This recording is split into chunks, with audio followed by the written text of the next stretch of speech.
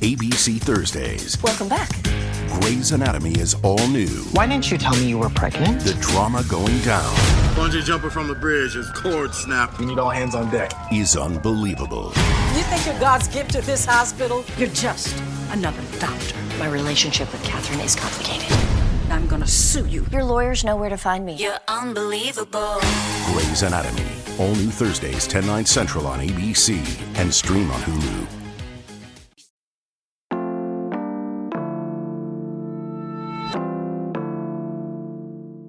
Today on CityCast Pittsburgh, there's a new way to get out of town, and we have been plotting our overnight stays. The zoo got some good news. A bunch of Pittsburgh sports and one-off sporting events are ramping up. And once again, the presidential candidates cannot keep their private planes away from Pittsburgh. We're talking about ways to support our local Haitian community. Plus, the CityCast team has something exciting in the works.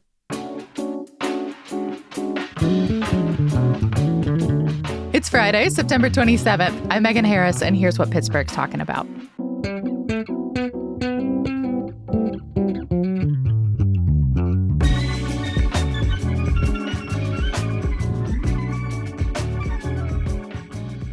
I'm with CityCast producers Mallory Falk. Good morning. Good morning. And Sophia Lowe. How's it going? Good. Hello. Hello. Before we jump into today's conversation, we do have some exciting news for you. We are kicking off a fall member campaign next week. Woo! As you know, we love to bring you the best of Pittsburgh every day, from the stories you care about to the hidden gems in our city. But we cannot do this work without member support. Becoming a member is the best way that you can help us continue doing this daily podcast, and we want to keep doing it forever. Forever and ever and ever. So like we said, this campaign starts on Monday, but you can actually help us get a head start now. You can head over to membership.citycast.fm to sign up. So you're going to hear more about the membership program next week. But if you already know that you could not live without CityCast Pittsburgh, you can tell us so now by becoming a member immediately, like right away. It is so easy, and anyone who signs up for the membership program gets access to our podcast ad-free. And then you get all sorts of other perks, VIP access to events. You can find it all on that website, membership.citycast.fm. Yeah, ad-free podcast listening means at least a minute of your life back every day. So that alone, great selling point. That's membership.citycast.fm, where you can go to become a member. And for any of y'all listening who are already members, thank you for being a part of the CityCast Pittsburgh family. So we'll get started this week. Sophia, I think you're kicking us off. Yes, big news for people who hate driving like me. Woohoo! Amtrak has a new temporary line that'll connect Pittsburgh to Miami. Amtrak's combining a couple of different train lines while there's some tunnel work being done in New York. So this new line is called the Floridian, and it's going to have daily service. I'm not even really a train person, but I am so excited about this, and it is entirely marketing. Calling it the Floridian just makes me so hyped to take this train. It feels like 1960s kind of glam to me. I don't know. I feel like it sounds like it should be themed. I was thinking I would need to dress up like a golden girl to take this. Like I'm ready to hang out on the lanai. We have very different eras of Florida in mind here. Well, whether you plan on dressing up or not, this train line is starting up pretty soon on November 10th. So it's going to be up and running if you want to escape the Pittsburgh gray for a Florida beach vacay instead. We're technically in the middle of the train route, so the whole line goes from Chicago to Miami. So that whole thing takes almost 2 full days. And there's other stops, places like DC, Cleveland, so a couple other options for quick weekend trips from Pittsburgh too. Yeah. So on to some other local news. The Pittsburgh Zoo and Aquarium has finally earned its accreditation back from the Association of Zoos and Aquariums, aka the AZA. It's considered like the gold standard for the field, and the zoo dropped it back in 2015 because they disagreed with the accreditation organization, the AZA's rules about how zookeepers interact with the elephants. So I guess our zoo thought that those rules were too strict at the time. Okay, what were the rules then? There are specifics on their website, but it had to do with like human handlers being able to touch them, the elephants, like how long and in what ways, which our zoo is understandably touchy about because a zookeeper here died in 2002 when an elephant stomped them to death. It was very unpleasant. Yeah, that sounds really horrifying. It's also confusing to me, though, that if the zoo went through that experience, they would take issue with stricter rules around like human interaction with elephants. But, I don't know all the ins and outs of what was happening at the time. Yeah, and our zoo manages a really expansive conservation program out in Somerset County, too, specifically with elephants. So I think this had like broad-reaching effects that would have dictated a lot about how we manage those programs. That's my memory of it. Also, but still kind of related to this broader conversation, we also had a really bad accident with African dogs a few years after the accident with elephants. A child was killed in that incident. So we found new homes for those animals. I was just at the zoo a few days ago, and I think of that accident every single time I pass where those African dogs enclosures used to be. Like, it's still there. It's just different now. So then what does this mean for the zoo, getting the accreditation back? I mean, Mallory, I don't know your feelings, but I think it's probably great news, right? Like, we're actually hoping to chat with them over at the zoo soon because, as I understand it, having that AZA accreditation was required for the zoo to fulfill the terms of its lease with the city. So that might have been a bit stressful for the still new-ish CEO. Leadership over there has changed since all of these incidents we were talking about. And he came here explicitly to help them restore this accreditation and get kind of back on a fresh path. Okay, so this accreditation puts them back on better terms with the city, but I wonder if it's going to change anything about the zoo experience, like for us, the public.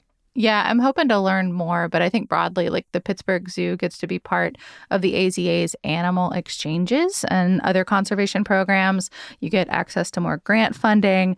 And I thought this was cool too. So zoo members get discounts on tickets to other zoos with that same AZA accreditation. And I'm not sure when that discount kicks in because we are not currently on their 2024-25 list. But like the National Aviary is, they're part of that program. And so is the Philly Zoo. So, worth calling and asking ahead of your visit. I think there are different programs for all kinds of accreditations because the zoo has a bunch of them. This wasn't the only one that they were missing, but there were lots of ways that we were, still like checking lots of boxes. But yeah, worth checking if you're ever going out of town to a zoo, whether they play along with any kind of programs with the Pittsburgh Zoo. Definitely. This all sounds like really good news to me. I'm guessing like more safety and more discounts. Definitely.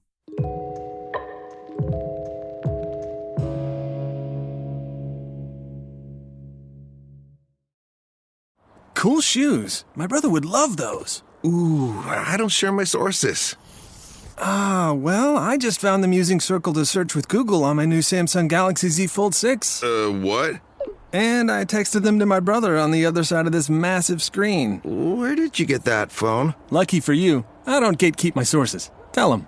Get your own Galaxy Z Fold 6 now at Samsung.com. Requires internet connection. Results may vary by uniqueness, clarity, and framing of circled image and related factors. Awaken your senses with a curiously refreshing Hendrick's Cucumber Lemonade. Curious how? Cue the aroma. Marvelous. Cue the taste. Magnificent. Cue the cucumber. That's the refreshing secret. Hendrick's is uncommonly crafted with cucumbers, roses, artistry, and imagination. Other gins are ordinary, but Hendrick's is refreshingly curious. Discover Hendrick's Gin cocktail recipes at hendricksgin.com. Please drink the unusual responsibly. Hendrick's Gin, 44% alcohol by volume. Bottled and imported by William Grant & Sons, New York, New York. Copyright 2024. So let's talk about politics again. 6 more weeks until the big election day, so I am hoping we talk a little less national politics soon. Honestly, I could do with a fewer candidate visits in my life, but just a couple weeks for you to still get your registration in if you want to vote in November. That's very important. Make sure you're registered on time. You can't just walk into the polls. But to the news this week, former President Donald Trump visited Western Pennsylvania again. He held a rally at IUP. While he was there, he talked about Charleroi again.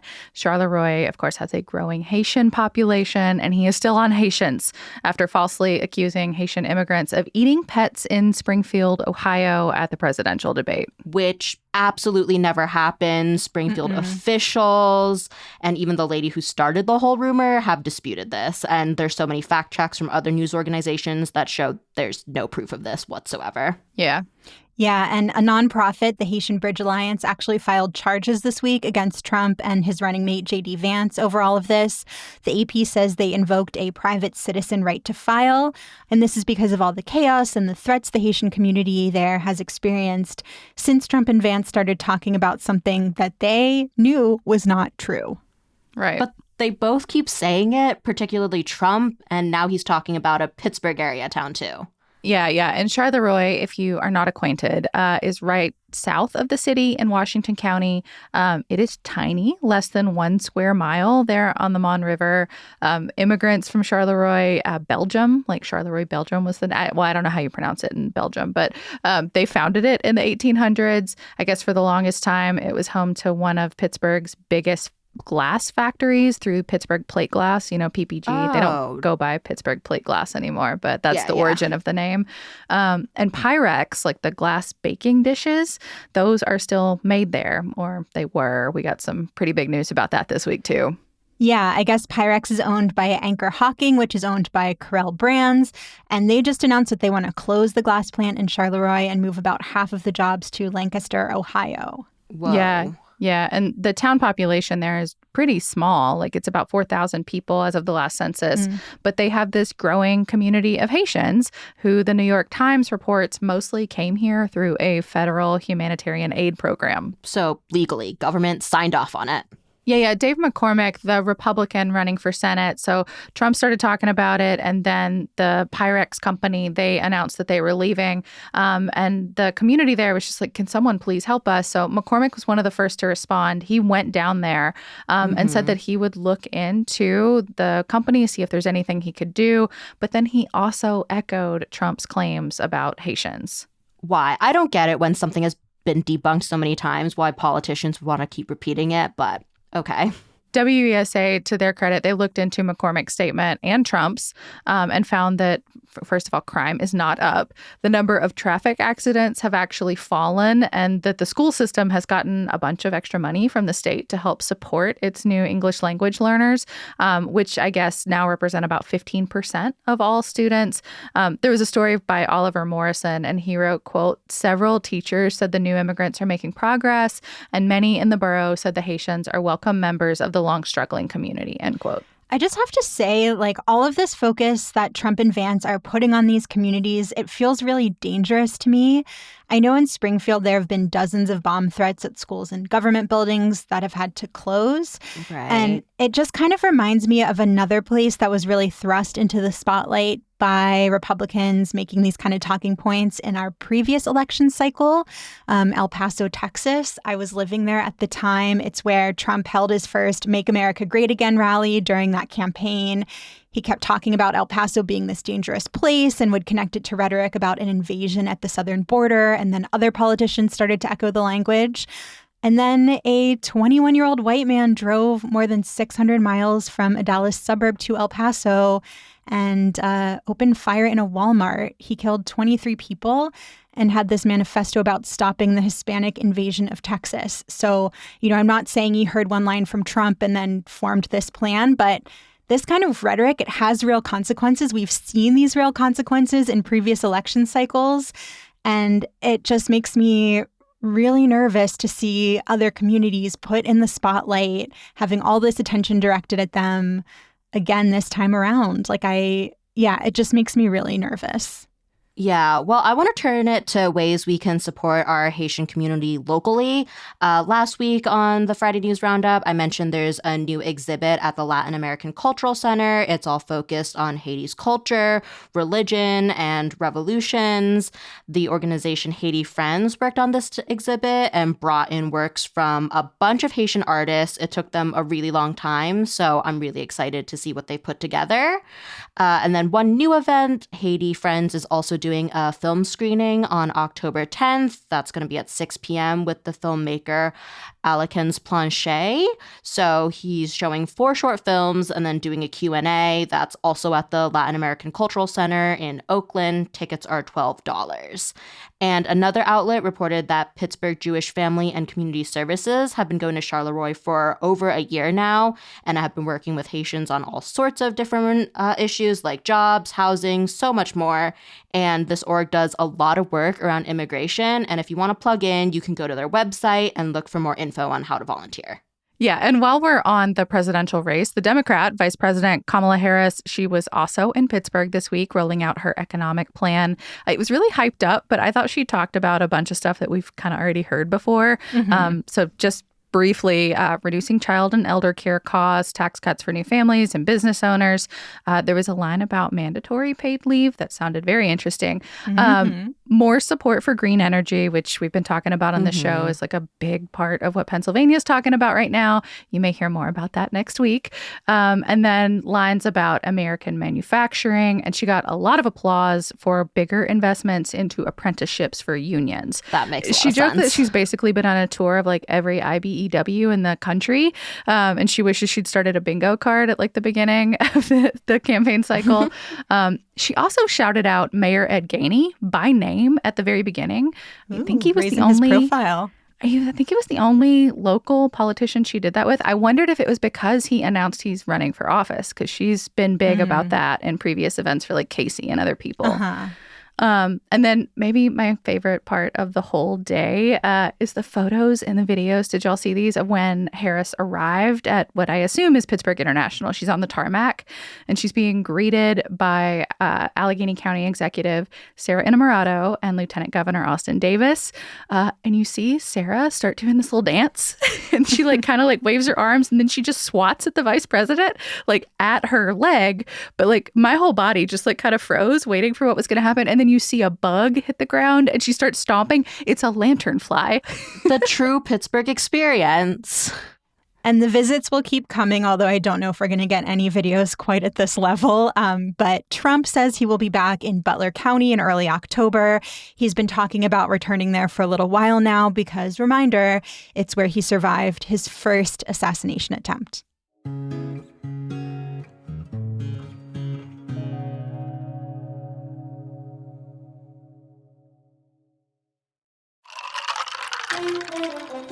Reporting live from under my blanket, I'm Susan Curtis with Dunkin' at Home. Breaking news, pumpkin spice iced and hot coffees are back. I'll pass it to Mr. Curtis with his blanket for the full story.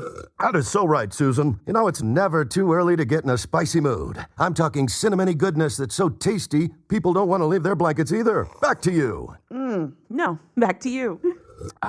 All you. The home with Dunkin' Pumpkin Spice is where you want to be. This episode is brought to you by Thomas's. Thomas's presents Technique with Tom. Slicing an English muffin with a butter blade? Boulder Dash! Just pull apart with your hands and marvel in the nooks and crannies' splendor. For each one is unique, like a snowflake. Thomas's, huzzah! A toast to breakfast. So last up, before we go, a bunch of Pittsburgh sports updates. Some of it news, some of it politics, but truly only the water cooler need-to-knows. Thank you, Megan. Let's start with the NFL draft, which is coming to Pittsburgh in 2026. And a draft, of course, is the annual tradition where each team chooses players to join them. So when you hear somebody described as a first-round draft pick, that means they were chosen first and probably got a better contract because the expectations for that person are way higher. This is something even I, as someone who's pretty disconnected from sports, I'm a little bit clued into. So Mayor Gainey has been talking about bringing more sports, more sporting events, like a WNBA team, for example, professional women's basketball, to that Pittsburgh. Would be great. I really would. We're never going to get pro men's basketball, but I would be stoked to get the women. Still pie in the sky for that one. But the draft, that is real. So it'll take over the city that April in 2026. It was in Detroit this year. I looked it up. They got 100,000 people into the city while it was going on. Double how many people we have in the city now. More than. Okay. So it's worth hundreds of thousands of dollars, as you can imagine, in revenue for the city when that many people are flooding in. But it means that we also have to throw an epic party around it, and parties cost money. So estimates right now, it's going to be about $1 million in taxpayer funding. So that would, as I'm reading it, get funneled into Visit Pittsburgh, and then they would work with the NFL to get us ready. But this is all happening as Gainey also talks about, the city being in a kind of precarious financial place. Yeah, I mean, the Trib quoted Councillor Anthony Coghill saying it seems irresponsible and this is a lot of money. And I know some city council members were frustrated that it sounds like Gainey actually promised this $1 million before it had gotten council approval. I keep seeing some headlines about how the city is in financial straits, but then other people are saying that we're doing fine for now. So I feel like it's a little hard to get the full picture of what kind of financial shape we're in. Yeah, I think I've said this before, but it feels relevant like a lot lately because Mayor Gainey puts his statements out on social media and other things. And he'll be putting out a statement about something that feels very unrelated to our financial situation. But then somewhere within the body of his statement, he will emphasize that, by the way, Pittsburgh's doing great money-wise. Don't worry about it, which just feels like a strange thing every single time to bring up when it doesn't seem like you've been asked about it. That's kind of how I approach money, though. Like, my philosophy, you got to spend to save, buy one, get one. Guess the mayor's taking that out of my book. He's just manifesting good vibes for the city's wallet. Yeah, I guess in this case, the saving would be the money that we get from all the people coming here. Who knows? But the taxpayers don't get that money back. I know. Like hotels and other places do. It's I don't know. It's not a direct one-to-one, but I understand their logic there. Sophia, this is not your buy one, get one latte deal. I know it's not exactly that. And I'm still curious about like how that money is going to shape up in terms of like how Visit Pittsburgh's going to use it. Because I think I'd feel a little differently if they were like improving sidewalks or something, you know? Totally. Good point. But also $1 million, just like to me, does not seem like a lot. Like having thrown a wedding in the last 10 years, like I know how expensive like a very small party can get really, really quickly. So I'm like kind of surprised that $1 million is all there is. I wonder if there's like different funding sources, and that's just the one we're talking about right now because it involves taxpayers. Anyway, the NFL draft isn't the only big sporting event happening in our area. So the U.S. Open is coming to Oakmont in 2025, so next year.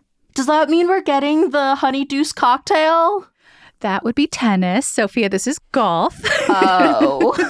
There are 2 U.S. Opens? Don't feel too bad. When I heard this announcement, I also was thinking the tennis U.S. Open, and I was thinking Pittsburgh was kind of an interesting, unexpected choice for that. So we both stand corrected.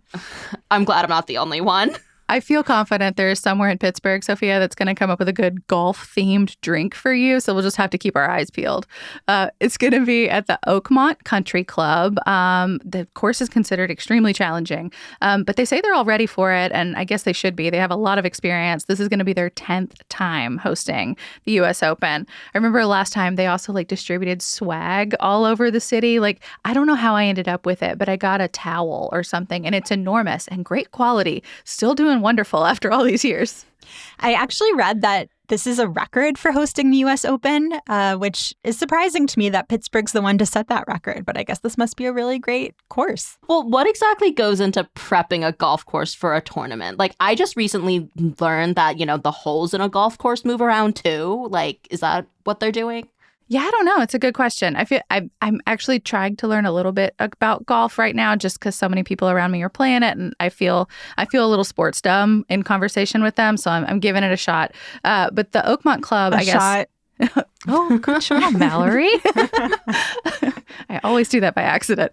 The Oakmont Club expanded their green space in anticipation of this. So I guess they've added 24,000 square feet, according to KDKA. I'm not sure if that's a lot or a little. I have no idea how big their club is. It looks big from a map. Well, I'm sure once we get closer to next June, we will be sharing ways to watch the U.S. Open if you are into golf. Or if you mistakenly think you're turning into tennis. But some other quicker sports news. Sidney Crosby, the Penguins captain, he signed a new 2-year contract. Yeah, for $8.7 million. He is number 87. He was born August 7th, 1987. It's all just way too much. It's his lucky number, obviously. Okay, but was he born at 8:07? I know someone who was born on 8/4/84. It was a C-section. His mom really wanted him to come out at 8:04 a.m., but the doctor arrived like 3 minutes late and he was born at like 8:10. I mean, Mom made a really solid effort there. I had no idea about the time of Sidney Crosby's birth. The Pens are in preseason, by the way. So they kick off their actual season, like the official stuff, October 9th. It'll be at home against the New York Rangers. Okay, and then next, lots of great news for women's sports. The Pitt volleyball team is like really good right now. The only sport I'm aware of, because one of my close friends is a huge super fan. As we're recording this, undefeated and ranked number 1. That could change by the time you're hearing this, but you should still support them. They've actually got a game tonight, Friday, 7 p.m. on the road, and a bunch of away games after that. But they're really fun to watch in person in Oakland, and tickets are cheap. They're only like $5-10. And then keeping with the excitement, high school girls across Pennsylvania have lobbied and finally won official designation for flag football.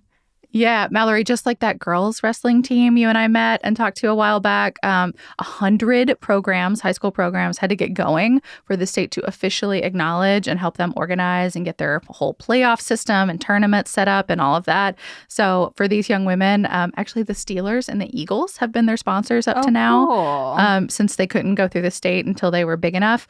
So now all those tournaments and stuff are going to transition to the state's oversight body, the PIAA in our region. People casually call it WIPIAL, but they'll start the process this school year, but it's going to take some time to get it all like in shape. And then last one, we've got a new professional sports team, the Pittsburgh Riveters. Yeah, y'all might remember from our Hey Pittsburgh newsletter that there was actually a contest to name them, and Riveters won. I think that was newsletter editor Francesca DeBecco's pick too. So they're going to be playing at Highmark Stadium next spring. And then, Megan, I know you have a little bit of Pirates news. I honestly thought baseball season was already over.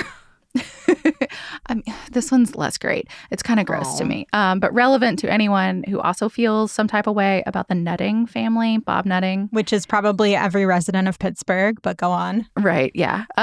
He owns a big newspaper group that's not here called Ogden. He used to own Seven Springs, the ski resort, and he still owns Wiggle Whiskey, but unfortunately he also owns the Pirates team. So very, very briefly, the team cut 2 players this week with just 6 games left in the whole season. What? Which would be a weird thing to do at any time, except for one of them, Rowdy Tellez. He was supposed to get a $200,000 bonus, so ton of money to regular people, still a decent amount of money for a player of his level, if he made it to the plate 425 times. He was at 421, y'all. He could have hit it the next game. So close. Yeah, and that's just so obvious. And Nutting cut him. Like it's so cheap and dirty, and all of baseball fandom is dragging Pittsburgh for it, and rightly so. Yeah, it's like when a job hires somebody at 29 hours instead of 30, pretending there's no reason other than so that they don't have to give that employee health insurance. It just stinks. Last one, for real. The Great Race is this weekend, so there are different links for runners, but the main thing is Sunday. Expect road closures from Frick Park in Squirrel Hill to Point State Park downtown. Before we go, what else will y'all be thinking about this weekend? So I'm thinking about the people who were injured during the Fern Hollow Bridge collapse several years ago. A bunch of them sued the city and engineering firms for damage. And this week, City Council approved a $500,000 payment to the victims. That's the cap that the city can pay in liabilities. So right now, a judge is deciding how to split that up among the 8 victims. And then the lawsuits against the engineering firms are still ongoing, and there's not any limit on how much they could have to pay up. So this is an ongoing story. I remember I saw that $500,000 figure and thought it was really low. I didn't realize that was the cap. If I knew that, I'd forgotten it.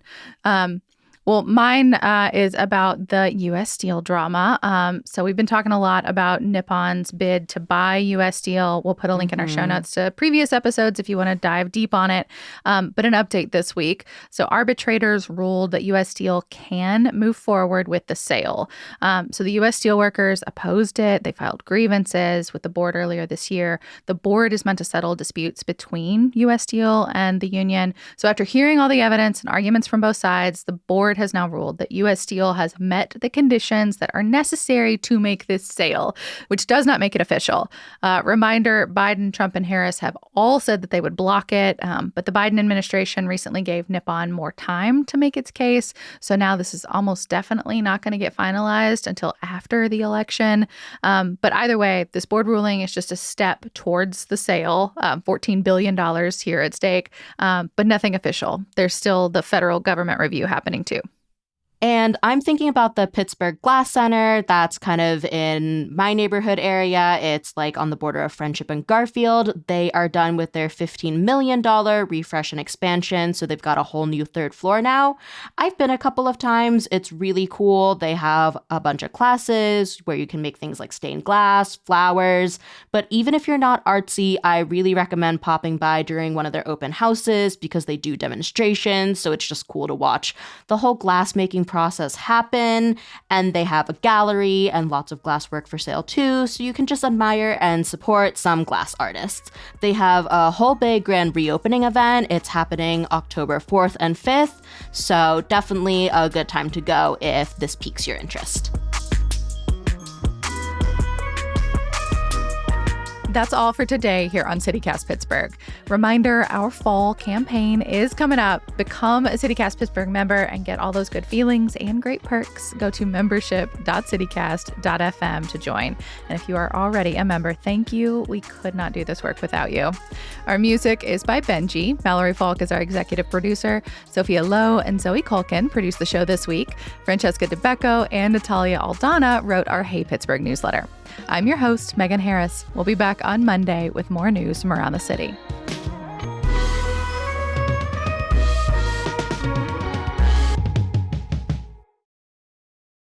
I think we have a really big golf community. Yeah. Well, bigger than Florida. I mean, but think about how many Pittsburghers moved down to Florida.